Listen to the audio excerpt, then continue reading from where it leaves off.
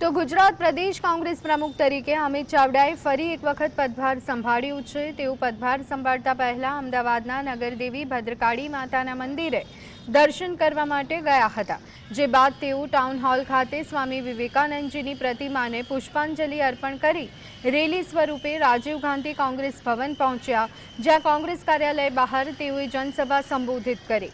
પ્રદેશ કોંગ્રેસના તમામ મોટા નેતાઓ સ્ટેજ પર જોવા મળ્યા। મોટી સંખ્યામાં પાર્ટી કાર્યકરો અને આગેવાનો જોડાયા હતા।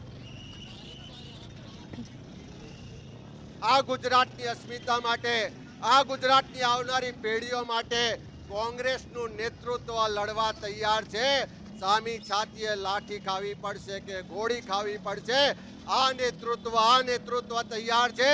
આવો એકવાર બધા સાથે મળીને નવી આઝાદીની લડાઈ લડીએ અને 2027માં ગુજરાતમાં સામાન્ય લોકોની સત્તા લાવીએ। આમાંથી માનની મુકુલજીનું વિનંતી કરું છું, ડરો મત।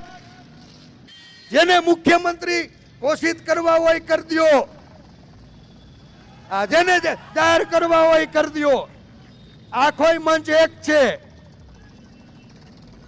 હું વ્યક્તિગત સંકલ્પ કરું છું, અપેક્ષા હોય, મહત્વાકાંક્ષા નહીં। મારે મુખ્યમંત્રી નથી થવું, આમાંથી તમે ગમે એને મુખ્યમંત્રી બનાવો, એની કેબિનેટમાં મારે મંત્રી નથી થવું।